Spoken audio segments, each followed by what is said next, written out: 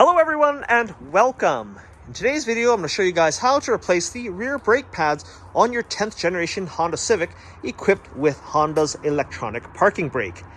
Now, this particular vehicle that I'm working on is actually a 2017 Honda Civic Type R, but the rear braking system is fundamentally the same across all 10th generation and newer Honda Civics. So I like using a quick jack lift system when I'm servicing my car. The quick jack makes lifting a vehicle really easy. It raises the entire vehicle and prevents it from rolling away and is very stable and secure. Now, if you don't have a quick jack system, you can raise the vehicle using jacks and jack stands as well as multiple wheel chocks to prevent the vehicle from rolling away. So with our vehicle securely raised in whatever form that you use, we now need to make sure that we put our parking brake into service mode or release mode, for lack of a better description. So what we need to do here is turn the ignition to run. Don't step on the brake pedal to actually start the engine. And you do that by pressing the start button twice to turn on the instrument cluster. And you'll see that there's the little brake indicator light there. You firmly apply the brake pedal and release the parking brake and then shut the car off. Now, before we actually do any dismantling of bolts, we're going to do a bit of dismantling preparatory work, so to speak, and that is to remove the bleeder plug on the caliper. You just pop that off, and then taking off the caliper slide bolt caps by using a flat bladed screwdriver and just popping these little plugs out here and here. I'm going to take a 10mm ratchet, or a 10mm socket, sorry, and I'm just going to crack the bleeder valve open to loosen it, and then just retighten it finger tight. The reason why is that it just makes it easier to drain the brake fluid out of the caliper rather than pushing it back towards the master cylinder. Generally speaking, the fluid inside the caliper could be contaminated, so I don't want to push that contaminated fluid back through our system. Now the next step is to disconnect the electronic parking brake servo motor connector. And there's a little push tab right here that you can try to push to get that connector off, but a lot of times dirt and junk builds up in there. It's actually easier to use a pick like this and then go into the front end of the connector, and you can very carefully feel that little spring tab, and you just pry it up and then wiggle that connector and it should just come off like so, just like that. Now, upon closer examination here, this is that tab that you can push right here. You push down on it and you can see it sort of flexes the tab inside that connector. This car is fairly new, so that's why there's not a lot of dirt on there, but like I said, it's probably easier if you got a pick and you just lifted the tab up right there to free it from the motor. Take our flat bladed screwdriver and we're going to carefully undo this front spring clip.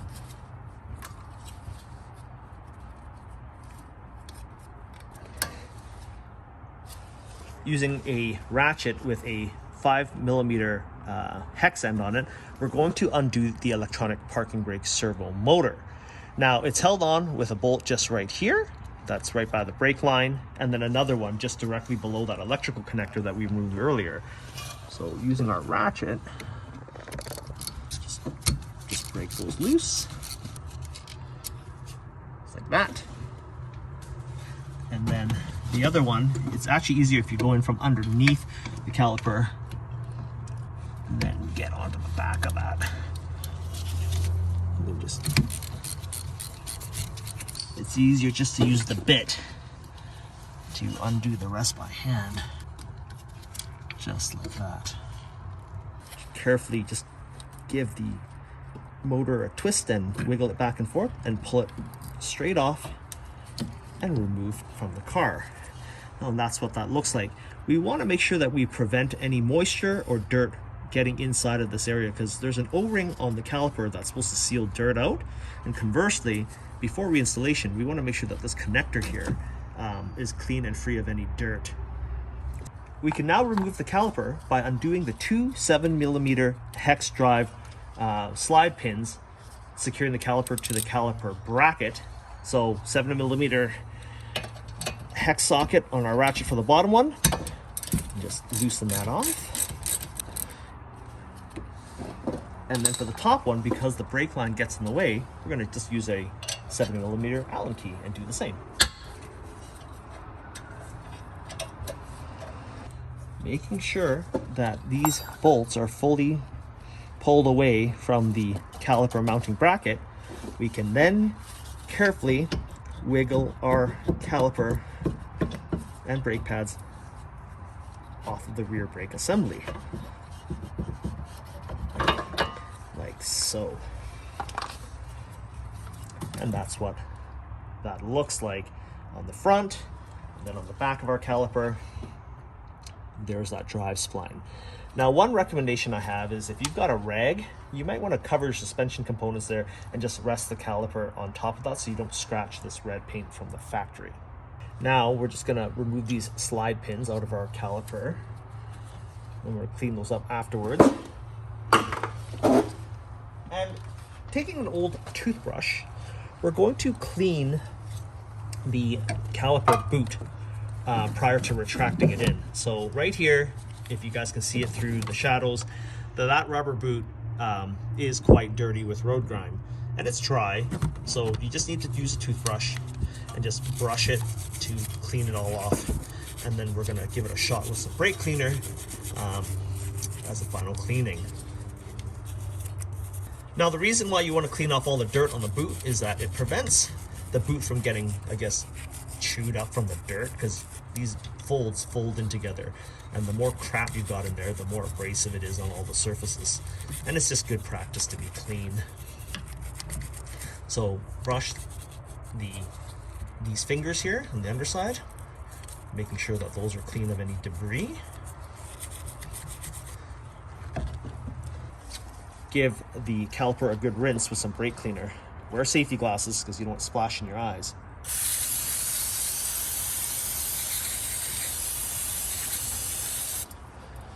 We want to make sure that we prepare our caliper in such a way that it will allow us to retract the hydraulic piston back into the caliper body. Now, since this uses an electronic parking brake and uses sort of that servo motor that we took off of this caliper to drive this ratchet forward each time to engage the parking brake, that as the pads wear, there's a mechanism inside that moves further and further in so that the parking brake works properly. We need to retract that, otherwise if you try to push this piston back in, it won't travel all the way back in. Now you can rotate this with a pair of pliers, very carefully, I guess, with a cloth wrapped around that spindle to retract it. You turn it clockwise or to the right, or if you're like me, you can just use an E12 torque socket, put it over the spline, and then just rotate this clockwise. And then when it gets to the fully retracted position, it will just stop. We need to retract the hydraulic piston back into the caliper body. And to do so, we can either just use a C-clamp and very carefully squish this back in, just being mindful of this back portion, you don't want to damage that surface. Or there's another sort of brake piston retraction tool that you can buy that goes in here, and it's got a backer plate and then a threaded shaft that will push that in. Either way, it works. I like to drain out the old brake fluid from here straight out of the braking system. Some folks will actually just retract the piston and then bleed the brake system after the fact. But as earlier, I cracked that bleeder valve open, so let's open that up now and then just attach our drain hose onto it. And then you can either use your C-clamp like I mentioned earlier, or actually the easiest way is to just use your hand and just push. And you can actually see the piston moving in. It's really easy on this car. And you can see that fluid coming out of the brake system. Push it all the way in, and then with the hose still attached, just use a 10mm wrench and just gently tighten that bleeder valve for now, and then remove your hose. Remove the old brake pads just by lifting them off the caliper mounting frame. The outer pad here doesn't have a spring. The inner pad does. And also make note of the wear indicator on this pad as well. As you notice, it's on the bottom, and you want to install the new pads with the same one. Now, if you're confused about the orientation of which way the pads are supposed to go, like whether from the rear left or the rear right, just imagine the direction of rotation of the rotor and how the rotor enters in the frame of the brake caliper. If it's rotating counterclockwise up this way, then the tab should be at the entrance of the caliper, which is where this one is. Using a toothbrush, brush away any corrosion that has built up on the mounting surfaces, and then give it a shot with some brake cleaner to rinse all the contamination away.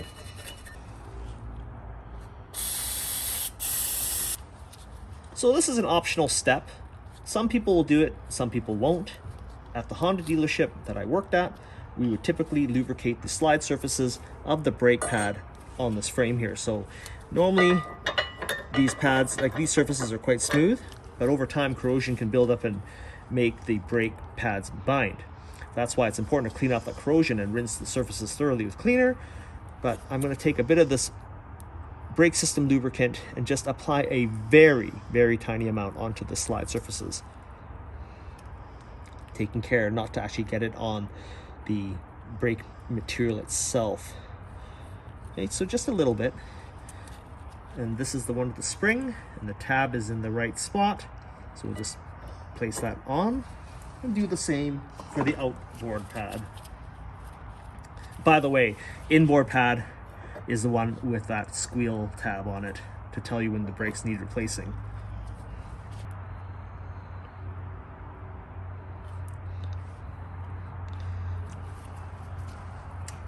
And just place it on. We have to also, on the outboard pad, just apply a tiny bit of lubricant right there as well, on this little wing tip. And the reason why is on our caliper body, you'll see that there's these flat spots right here, right there, and right there that it slides against. So make sure those are clean as well. And then we can carefully slide our caliper back over the pads.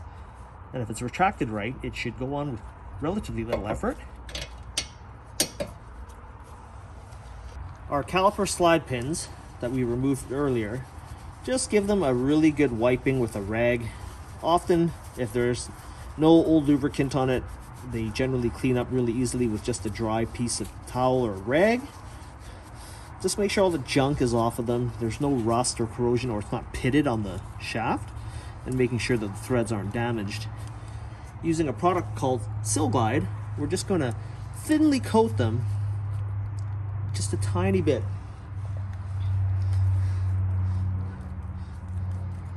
Prior to reinstallation.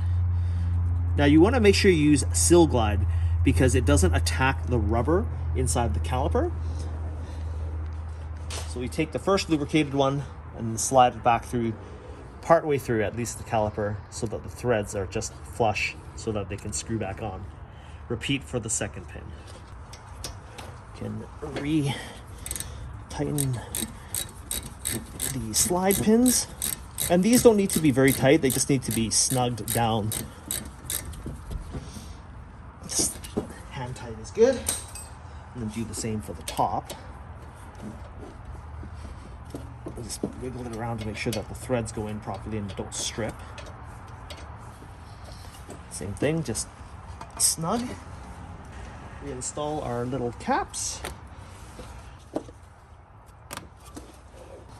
Reinstall our spring retainer clip. Like that. And then having the wing of the spring clip contact the caliper mount, and do the same for the other side. Just push that in and then use your fingers and get that clip underneath the wings.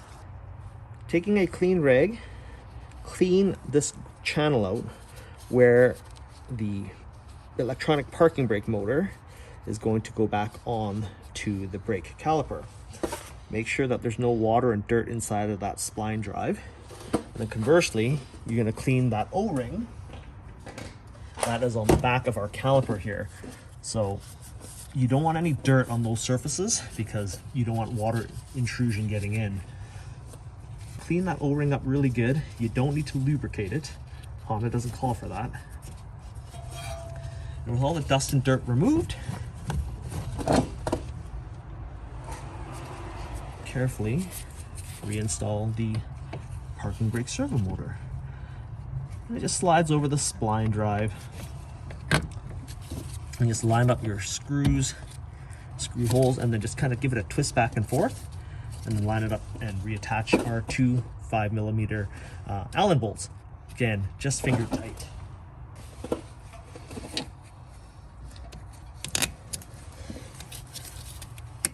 Just wiggle it to make sure the threads are aligned.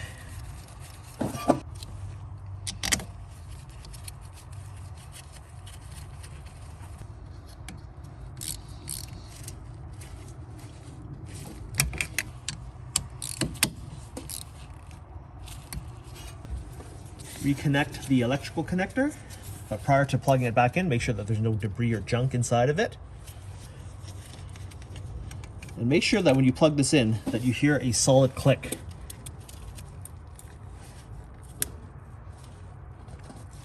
Give it a gentle tug to see if it stays in place.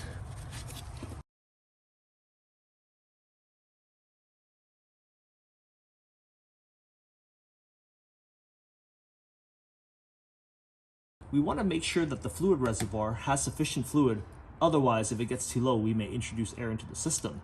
This reservoir is almost full, so we can go ahead and pump that pedal to move that piston out, which will bring the fluid level down, but there'll still be sufficient enough to allow us to do a quick bleed on it, and then we can then top off the brake fluid.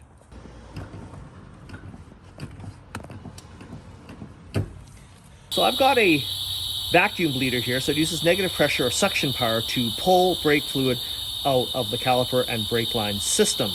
So I'm just going to use a 10mm wrench to re-loosen that bleeder valve open, and then attach my vacuum line and open up the nipple further and turn on the bleeder. And because we didn't really introduce air back into our braking system and actually pull out the old fluid, we should only have to run this for about 15 seconds at most to remove any air bubbles. So that should be good. The fluid's coming out clean. Retighten your bleeder valve.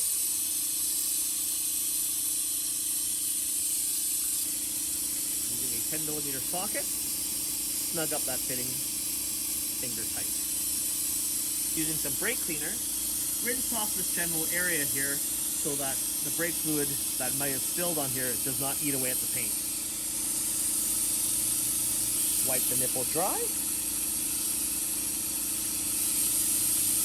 Apply a tiny bit of Still Glide onto the nipple surface to prevent corrosion, which will also help facilitate the future removal of this bleeder cap. Sometimes when water and dirt gets underneath there, that it fuses this cap to that nipple, making it hard to remove. So when you have a bit of lubricant on it, it just pops on and off with relative ease.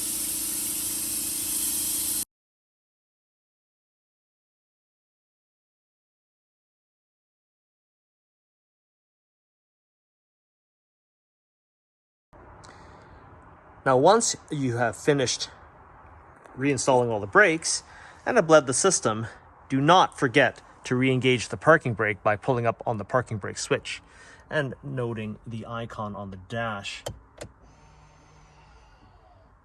So as you guys can see from my video, that replacing the rear brake pads on your electronic parking brake equipped 10th generation or newer Honda Civic is extremely easy to complete and can be done so with some basic hand tools and some common sense. The key takeaway here is making sure that you secure the vehicle in whatever fashion necessary to prevent it from rolling away, and making sure that you re-engage the parking brake prior to lowering the vehicle. If you guys like this video, give me a thumbs up and consider subscribing to my channel, and thanks for watching.